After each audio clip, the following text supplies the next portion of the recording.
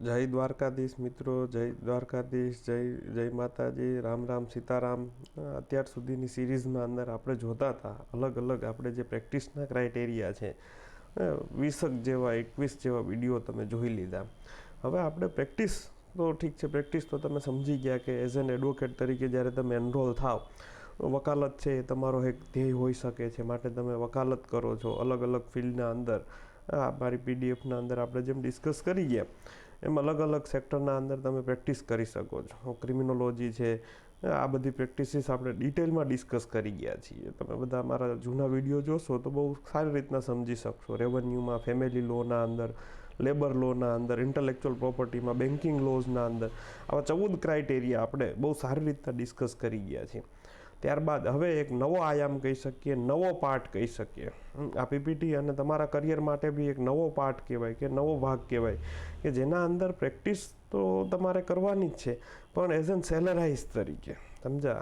આ ઇન્ટરમિશન આપણે ગણીને ચાલીએ કે તમે અત્યારે ઇન્ટરમિશનમાં છો અને હવે હું તમને નવું સ્ટાર્ટ કરાવું છું કે નવા લેક્ચર સિરીઝ હવે આપણી આ જ પીપીટી સાથે જોડાયેલી છે, જે મહત્ત્વનો ભાગ ભજવશે તમારા કરિયરના અંદર. તમે જોશો, જાણશો અને સમજશો કે એવો તો કયો બીજો કરિયરનો ઓપ્શન્સ હોય. હવે જે હું વાત કરીશ ને એ નોકરી વિશે વાત કરીશ મિત્રો, કે અલગ અલગ ફિલ્ડના અંદર સરકારી નોકરી કે જેના અંદર સ્પેશિયલી એલએલબીની ડિગ્રી માગે છે. તમે એલએલબી કરેલું હોય ને તો તમે એપ્લાય કરી શકો એના અંદર. એટલા માટે તમારું જ્યારે લોનું ગ્રેજ્યુએશન હોય એ મહત્ત્વની એક ડિગ્રી હોય છે કે જ્યાં તમે કોમ્પિટિશન કોની સાથે હોય, એલએલબી કરેલા હોય એની સાથે જ હોય, લો કરેલું હોય તેની જ સાથે તમારી સાથે કોમ્પિટિશન હોય. અને તમે સરકારી નોકરી બહુ સારા એવા સેલરાઇઝ તરીકે સરકારી કામમાં, સરકારી સંસ્થાના અંદર એઝ અ લો ઓફિસર તરીકે એલએલબીની કોઈ સારી એવી ડિગ્રી લઈ અને જ્યારે તમે લો ઓફિસર તરીકે જોઈન થાવ છો તો એ બી એક પ્રિવિલેજીસની વાત ગણાય છે. તમે ઇન્ડિવિજ્યુઅલ પ્રેક્ટિસ કરો કે કોઈ સંસ્થા સાથે જોડી અને કરો તો એ બહુ મહત્ત્વની છે. લો ઓફિસર સિવાય બી જે અલગ અલગ વાત છે એ આપણે આ માધ્યમથી જોવાનો પ્રયત્ન કરીએ. ચાલો, આજે આપણે પહેલાં જ લેક્ચરના અંદર જોઈએ જ્યુડિશિયલ ઓફિસર. તમે સમજતા હોય જેએમએફસીની ભરતી આવે, જ્યુડિશિયલ મેજિસ્ટ્રેટ ફર્સ્ટ ક્લાસ. તમે સમજી શકતા હોય આપણા એક્ટિંગ અત્યારે કરંટ સીજેઆઈ છે, ચીફ જસ્ટિસ ઓફ ઇન્ડિયા છે. આ આપણા આની પહેલાંના ભૂતપૂર્વ ચીફ જસ્ટિસ હતા કે એમને જ્યારે અપોઇન્ટમેન્ટ લેટર આપે છે એમનો સીન છે. અને જ્યુડિશિયરીના અંદર બી ઘણા બધા સ્કોપ છે કે જે લો ગ્રેજ્યુએટ્સ માટે એલએલબી કરેલું કમ્પલસરી હોવું જોઈએ. આ સુનિતા અગ્રવાલ આપણા ગુજરાત હાઈકોર્ટના ચીફ જસ્ટિસ છે હાલ અત્યારે. આ આપણે રાજકોટ ડિસ્ટ્રિક્ટ એન્ડ સેશન કોર્ટના પ્રિન્સિપલ ડિસ્ટ્રિક્ટ જજ સાહેબ છે, એમાં શાહ સાહેબ નામ છે સાહેબનું. તો તમે બધા જે રાજકોટથી બિલોંગ કરતા હશે જોયેલા જ હશે, જે પ્રેક્ટિસ કરેલી હોય. આ શાહ સાહેબનો ફોટો છે. તમને સમજાવવા માગું છું કે જ્યુડિશિયલ ઓફિશિયલ બનવા માટે બી એલએલબી કરવું જરૂરી છે. એલએલબી કરેલું હોય તો તમે જ્યુડિશિયલ ઓફિસરની જ્યારે પરીક્ષા આપો અને એમાં પાસ થાવ તો તમે જજ બની શકો છો. જજ બનવું એ બહુ પ્રિવિલેજીસની વાત છે મિત્રો. જજીસના બી ઘણા બધા બેનિફિટ હોય છે. તમે બધા આ ફિલ્ડમાં સાથે જોડાયેલા છો એટલે તમને ખબર હોય કે જ્યુડિશિયલ ઓફિસરના શું પાવર હોય, એની શું ડ્યુટી હોય, એને શું રેમ્યુનરેશન અને શું બીજી ફેસિલિટી મળતી હોય. આપણે એના ઉપર બહુ ડિસ્કસ નહીં કરીએ, પરંતુ જોવાનો ને સમજવાનો પ્રયત્ન કરીએ કે જજીસ હોય કેટલી જગ્યાએ. તો નીચલી કોર્ટથી ચાલુ કરીએ તો કે ભાઈ મેટ્રોપોલિટન મેજિસ્ટ્રેટ કોર્ટ છે, ચીફ મેટ્રોપોલિટન કોર્ટ છે, સેશન જજીસ છે, ક્રિમિનલ, સિવિલ, આ બધા જના અંદર જજીસની જગ્યા હોય છે. તમે બધા સમજી શકો છો. High court, supreme court, district and session court, civil અને ક્રિમિનલમાં district court, session court, sub court, judicial magistrate first class, judicial magistrate second class, principal junior civil જજની કોર્ટ હોય, મુન્સિફ કોર્ટ હોય. આવી અલગ અલગ પ્રકારની કોર્ટ હોય તો ત્યાં જજીસ કે જે ન્યાય આપવાનું કામ કરે છે. ન્યાય આપવાનું કામ કોણ કરી શકે? જો કાયદા સારા જાણતા હોય અને કાયદામાં પોતે સારું એવું જ્ઞાન ધરાવતા હોય તો એ લોકો ન્યાય સારી રીતના કરી શકે. આ બહુ સારી એવી બાબત છે. પ્રેક્ટિસ બી તમારો ક્રાઇટેરિયા હોય એ બી સારું છે, પણ ન્યાય આપવાની જો તમારી આવડત હોય, તમે ન્યાય આપવા માટે ક્વોલિફાઈડ થતા હોય તો એક બહુ કરિયરમાં સારો ઓપ્શન ગણી અને ચાલવો. આ બી જજ સાહેબ છે, તમે આમને બી બહુ સારી રીતના બધા મૂવીઝના અંદર જોતા હોય તો એક કરિયર ઓપ્શન તરીકે તમે જજ ઓર જ્યુડિશિયલ ઓફિસર બની શકો એવો તમારો ગોલ તમે રાખી શકો. હું એના વિશે ક્વોલિફિકેશન્સની વાત કરું તો કોઈ જજ બનવા માટે શું ક્વોલિફિકેશન્સ જોઈએ સમજ્યા? તમારે જજ બનવું હોય તો તમારે કઈ રીતના એની એક્ઝામને શું હોય છે, આપણે આ વિડીયોના અંદર A to Z ડિટેલ કરીએ. કદાચ આ વિડીયોમાં પૂરું ન થાય તો બીજો વિડીયો બનાવીશ, એના અંદર તમે જોઈ જાણી અને સમજજો, શીખજો, પ્રયત્ન કરજો, થોડું પોતાની રીતના બી જાણવાનો રસ રાખજો. તમે JMFC એટલે કે જ્યુડિશિયલ મેજિસ્ટ્રેટ ફર્સ્ટ ક્લાસ, એના માટે 3 વર્ષનું LLB કોર્સ કરેલો હોવો જોઈએ. LLB બાદ તમે 3 વર્ષની પ્રેક્ટિસ કરેલી હોવી જોઈએ. Experience four JMFC. 3 વર્ષનો એઝ એન એડવોકેટ તરીકે તમે કોઈ બી કોર્ટના અંદર પ્રેક્ટિસ કરેલી હોવી જોઈએ. આ એનો ક્રાઇટેરિયા છે. આ હું તમને ક્રાઇટેરિયા આજે કહું છું, કદાચ કાલ નોટિફિકેશન આવે અને ચેન્જ બી થઈ શકે. એ સરકાર અને જ્યુડિશિયલ સિસ્ટમ પોતાની અનુકૂળતા મુજબ ઓર્ગેનાઇઝ કરી શકે. જેમાં તમે કે હું આજે વિડીયો બનાવું છું એટલે આજની તારીખે 3 વર્ષનો એક્સપિરિયન્સ છે એવું કહેવાય છે. સાચી ક્વોલિફિકેશન તો જ્યારે નોટિફિકેશન આવે ને એમાં જે લખ્યું હોય એ સાચું, તમે સમજીને ચાલજો. એટલે હું વિડીયોમાં અત્યારે 3 વર્ષ કહું છું, પછી કાલ સવારે નોટિફિકેશન આવે ને એમાં ન હોય, એ કોઈ જ્યુડિશિયરીમાં ચેન્જીસ હોય તો તમે વિડીયો જોતા હોય ત્યારે સમજીને ચાલવું એ નોટિફિકેશન જે કહે એ બધું સાચું એમ. રેડી. બીજો ક્રાઇટેરિયા શું છે? જ્યુડિશિયલ સર્વિસ એક્ઝામિનેશન, કે જે PCS સર્વિસ, સિવિલ સર્વિસીસની પરીક્ષા લેનાર બોર્ડ હોય. આપણે GPSC છે તો GPSC લે, કે કોઈ બી હાઈકોર્ટ દ્વારા, હાઈકોર્ટ બી કન્ડક્ટ કરાવી શકે છે. હાઈકોર્ટની ડ્યુટીમાં આવે જ્યુડિશિયલ મેજિસ્ટ્રેટની ભરતી કરવી, એ ન્યાયિક પ્રણાલીના અંદર આવે. ન્યાયિક પ્રણાલીની કોઈ બી પોસ્ટ ઉપર ભરતી કરવી એ જે તે હાઈકોર્ટ નક્કી કરી શકે છે, જે તે રાજ્યની ઓર દેશની જ્યુડિશિયલ સિસ્ટમ નક્કી કરે છે. તો ભાઈ એની એક્ઝામ કેવી હોય? તો પહેલાં પ્રિલિમિનરી એક્ઝામ હોય, સમજ્યા? પ્રાથમિક પરીક્ષા હોય, MCQs બેઝ હોય. એ એક્ઝામ કેવી હોય? MCQs બેઝ હોય. Candidate are required to score minimum 50% marks to qualify the exam. 100 માર્કનું પેપર હોય, તમારે 50 સાચા પડવા જોઈએ. જો તમે 50 સાચા પડે તો તમે આના અંદર ક્વોલિફાય થશો. માઇનસ પદ્ધતિ બી હોય છે, ખાસ યાદ રાખવું. એટલે 100 માર્કનું પેપર હોય એટલે એવું મનમાં નહીં ચાલીને ચાલવાનું કે 100માંથી 50 ટીક કરીને સાચા પડી જાય, નહીં. માઇનસ પદ્ધતિ સાથેની એક્ઝામ હોઈ શકે. એ નિયમમાં બી જે તે સરકારે જે તે નિયમ ભરતી આવતી હોય ત્યારે જે તે નોટિફિકેશનમાં કીધું હોય એ પ્રમાણે સમજીને ચાલવું તમારે. હવે તમે 50% માર્ક લઈ આવ્યા, સપોઝ તમે 50+ માર્ક થાય છે, એમાં બી અલગ અલગ ક્રાઇટેરિયા હોઈ શકે છે. તો એ 50% ઉપર માર્ક થાય તમારા, ઇટ મીન્સ કે 100 માર્કનું પેપર હોય તો તમને 50+ માર્ક આવે એટલે તમે 50% માર્ક ક્વોલિફાય, પ્રિલિમ પાસ થઈ ગયા ગણે. પછી મેઇન્સ એક્ઝામ આવે તમારી. એ ડિસ્ક્રિપ્ટિવ ટાઈપ આવે. ઇટ મીન્સ કે તમારે લખવા પડે. પેપરના અંદર ક્વેશ્ચન પૂછે અને એના અંદર તમારે આન્સર લખવાના હોય. Candidate are required to write detail answer score minimum 40% in each exam and 50% to qualify for the interview. એટલે કે 4 પેપર હોય, 1, 2, 3, 4, તો એ ચારેના અંદર એને એક પેપરના અંદર 40% માર્ક લેવાના. અને આ 40% થઈ 4 કે 5 જેટલા પેપર હોય એટલા 40% લેવાના. અને જે ટોટલ પરીક્ષા છે એના 50% માર્ક આવવા જોઈએ, તો તમને ઇન્ટરવ્યૂમાં બોલાવશે. આ એનો ક્રાઇટેરિયા છે. આ નીતિ નિયમ જે તે ભરતી સમયે ચેન્જ બી થઈ શકે છે. એટલે તમે ખાસ મનમાં પકડીને ચાલજો કે આ છે એ એઝ ઓફ નાવ છે અને લાસ્ટ ભરતીમાં હતા એ પ્રમાણેના છે. જનરલી કોઈ ચેન્જીસ ના બને, પણ નોટિફિકેશનમાં આવે એ સિસ્ટમ એ માન્ય ગણીને તમારે ચાલવાની. એટલે કોઈનો ગોલ હોય JMFC ક્લિયર કરવી તો એ લોકો ધ્યાનથી જોવે અને સમજવાનો પ્રયત્ન કરે. ઇન્ટરવ્યૂ ત્યારે 3rd સ્ટેજ ઉપર આવે.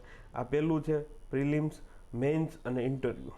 ઇન્ટરવ્યૂમાં શું છે? The round include face to face introduction, સમજા? Face to face interview with the selection panel. ત્યાં તમારું પેનલના અંદર સિલેક્શન પેનલ હોય, તેની સામે તમારું ઇન્ટરવ્યૂ હોય. Candidates passing the main examination there by appear for interview round for final selection. Interview તમે પાસ કરો ત્યારબાદ કોઈ ટેસ્ટ આવતી નથી. તમે ઇન્ટરવ્યૂ સારું આપો અને એમાં માર્ક સિક્યોર કરો, ઇટ મીન્સ કે તમે પાસ થઈ શકો છો. પાસ કરવા માટે ઇન્ટરવ્યૂ બી મહત્ત્વનું છે, ખાસ યાદ રાખજો. માત્ર મેઇન્સ એક્ઝામ આપી અને તમે પાસ ન થઈ શકો. પ્રિલિમ એક્ઝામ છે એના માર્ક તમારા ફાઇનલ મેરિટના અંદર ન આવે. ઇન્ટરવ્યૂ અને આ જ મહત્ત્વનો ભાગ ભજવે છે. હવે મિત્રો આના અંદર એજ લિમિટ શું હોય છે? તો કે જનરલ કેટેગરી હોય એના માટે 35 યર, 35 વર્ષથી વધારે ન થવા જોઈએ. બીજું રિઝર્વ કેટેગરી છે, ST, SC, OBC, EWS, આ બધા માટે અલગ અલગ હોય છે. 38 વર્ષની લિમિટ આપેલી છે કે 38 વર્ષથી વધારેની એજ ના હોય તો તમે 38 વર્ષ સુધી જ આના અંદર એપ્લાય કરી શકો છો. 35 વર્ષ સુધી ઇફ તમે જનરલ કેટેગરીથી બિલોંગ કરતા હોય તો. Government employees can have an age relaxation up to 40 years. Government સરકારી, તમે સમજી શકતા કોઈ ઇન્ડિયન આર્મીમાં હોય, સર્વિસ કરીને આપ્યા હોય, પોતાનું સર્વિસ કમિશન પૂરું કરી અને પછી કદાચ એક્ઝામ આપવા માટે આવે તો એના માટે 40 વર્ષ સુધીની લિમિટ છે. હવે મિત્રો આનો પે સ્કેલ સમજો તમે. આ એક્ઝામ ક્લિયર કરવા માટેનો એક મોટિવ તમારો આ પૈસા ભીણું હોય ને, એમ રેવન્યુ જનરેટ કરવાની છે, પૈસા કમાવા માટે આપણે આ કરવાનું છે, ન્યાય આપવાની પ્રક્રિયામાં પોઝિટિવ છે, પણ એનું પે સ્કેલ જોવો તો તમને મોટિવેશન મળે કે ભાઈ પે સ્કેલ 77,840થી સ્ટાર્ટ થશે અને 1,36,520 સુધી આવો પે સ્કેલ હોઈ શકે છે. 8મું પગાર પંચ આવે તો આમાં ચેન્જ બી થઈ શકે છે અને તમે સમજીને ચાલો એવું હેન્ડસમ એમાઉન્ટ તમે પર મંથ તમારું અંદર તમારા ખાતામાં ક્રેડિટ થાય જો તમે જ્યુડિશિયલ ઓફિસર હોય. અધર અલાઉન્સીસ છે, એના અંદર મેડિકલ અલાઉન્સીસ આવે, ટ્રાવેલ અલાઉન્સીસ આવે, ગાડી બંગલો તો સરકારી મળવાનો જ છે તમને, પણ બીજા જે અલાઉન્સીસ છે એ બી ઘણા બધા વેલ્યુએબલ છે. એટલે તમે સમજી શકો મૂળ તો ખર્ચો તો શું હોય આપણો, ગાડી બંગલોની બધું સરકાર આપવાની છે, તો પછી તમારે ખર્ચા બીજા શું હોય, એજ્યુકેશનના ખર્ચા બી સરકાર પ્રોવાઈડ કરશે. એટલે આ બધા જ તમને બેનિફિટ મળી શકે છે, તમે સમજી શકો છો. સમજ્યા? હાયર જ્યુડિશિયલ સર્વિસીસ, તમે ડાયરેક્ટ ડિસ્ટ્રિક્ટ જજની ભરતી આવે ને એના અંદર થવું હોય તો બી તમારા માટે ઓપોર્ચ્યુનિટી છે. LLB ઉપર અને 3 વર્ષના એક્સપિરિયન્સ સાથે તમે JMFC જુનિયર લેવલે જઈ શકો છો. આ હાયર સર્વિસીસ છે. જો આ એનું નોટિફિકેશન છે છેલ્લું એ બી તમે જોશો એટલે તમને સમજાઈ જશે. 2025નું જ છે એટલે લેટેસ્ટ કહી શકીએ આપણે. ડિસ્ટ્રિક્ટ જજની ડાયરેક્ટ ભરતી હતી, 113 સંખ્યાની ભરતી કરવાની હતી. એડવોકેટ હોવા જોઈએ, 7 વર્ષ સુધીની પ્રેક્ટિસનો અનુભવ હોવો જોઈએ, 35થી 45 વર્ષની એજ લિમિટ છે. એજ લિમિટ એ પ્રમાણે છે. Gujarati language must pass a vernacular Gujarati language proficiency test unless they have passed the secondary and higher secondary examination with Gujarati as a higher level subject. જો તમે ઇંગ્લિશ મીડિયમથી કરેલું હોય, through out English મીડિયમથી તમે ભણેલા હોય તો તમારે ગુજરાતી લેવલની ગુજરાતી લેંગ્વેજનું મેરિટ પાસ કરવું જરૂરી છે. ત્યાં સુધી તમે આના અંદર એલિજિબલ ન થઈ શકો. એટલે પ્રિલિમ્સ ટેસ્ટ સાથે જ એનું આયોજન કરવામાં આવે છે અને તમારે એના અંદર રૂઢિપ્રયોગ ને સમાનાર્થી શબ્દો અને કોમ્પ્રિહેન્શન, ટૂંકમાં બેઝિક ગુજરાતી તમને આવડે છે એ તમારે પાસ કરવું પડે. એના વગર છૂટકો નથી, ખાસ યાદ રાખજો. અને આમાં બી પે સ્કેલ 1,44,000થી 1,94,660 સુધીનો છે. તમે સમજી શકો છો કે બહુ સારું એવું પ્રીમિયમ પેકેજ છે જે તમારા માટે, તમારા કરિયર માટે, તમારી લાઈફ માટે ઘણું બધું ઇમ્પોર્ટન્ટ કહેવાય. એઝ અ લો પ્રેક્ટિસ ન કરીએ અને લોના અંદર સર્વિસીસ કરીએ તો આ બી દેશ માટે અને તમારા કરિયરના અંદર તમે બહુ સારું જ આઉટપુટ આપશો અને સારું જ આઉટપુટ કહેવાય છે. એટલે તમે સમજી જાજો. એનો સિલેબસ જોઈ લઈએ, સિલેબસ બી ડિસ્કસ કરીએ એટલે તમને વધારે ખ્યાલ આવે કે અત્યારથી તમને નક્કી થઈ જાય કે આના અંદર જવું તો મારે આ સબ્જેક્ટ તમારે ડિટેલમાં સ્ટડી કરવા પડશે. પ્રિલિમિનરી એક્ઝામ માટે શું હોય છે કે 100 માર્કનું પેપર હોય છે, સમજ્યા? મેં તમને કીધું એમ. અને 0.33% નેગેટિવ માર્કિંગ સાથે હોય છે. સિલેબસના અંદર ડિટેલ સિલેબસ હું તમને દેખાડું. પેપર હોય છે, પેપરમાં પાર્ટ A અને પાર્ટ B એવી રીતના ડિવાઈડ કરેલું હોય છે. અને એટલે તમને છે ને વધારે ખ્યાલ આવશે. પહેલાં પાર્ટ A ડિટેલમાં ડિસ્કસ કરીએ. જો ધ ઇન્ડિયન પિનલ કોડ, ભારતીય ન્યાય સંહિતા, code of criminal procedure code, ભારતીય નાગરિક સુરક્ષા સંહિતા, કે 3 આપણા ક્રિમિનલના જે નવા કાયદા છે, નવા અને જૂના બંને પૂછી શકે છે. પછી ગુજરાત પ્રોહિબિશન એક્ટ 1949, પછી probation of ઓફેન્ડર્સ act 1958, juvenile justice, આ બધા જે સેન્સિટિવ અને સારા એવા એક્ટ છે. તમે જો પ્રેક્ટિસ કરનાર એડવોકેટ હોય ને એના બધાને બહુ અવેર હોય, એને બધા જ એક્ટ સાથે રેગ્યુલર ટચમાં હોય. તો આ બધા જ એક્ટના અંદર તમારી માસ્ટરી હોવી જોઈએ. તમે એમ કહો છો કે 3 વર્ષ હું પ્રેક્ટિસ કરું છું 3 વર્ષથી, નેગોશિયેબલ ઇન્સ્ટ્રુમેન્ટ એક્ટમાં શું આવે એ ન ખબર હોય તો તમે પ્રેક્ટિસ નથી કરતા. તમે સમજી જાજો. આ ટેસ્ટ શેના માટેની છે? તમે પ્રેક્ટિસ કરો છો ને સાબિત કરવાની છે. IT એક્ટ શેના માટે છે?